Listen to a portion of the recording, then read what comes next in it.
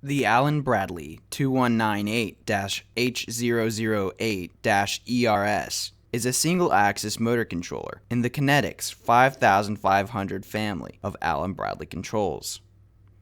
This motor control came to ERD completely dead and required a full rebuild and repair of the output stage. After the rebuild, the video shows the servo drive being powered up and the menu screen is scrolled through to check out the parameters.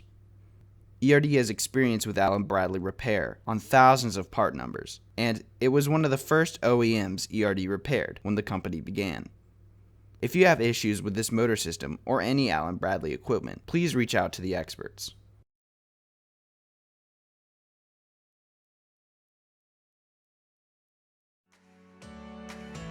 Thanks for checking out the video.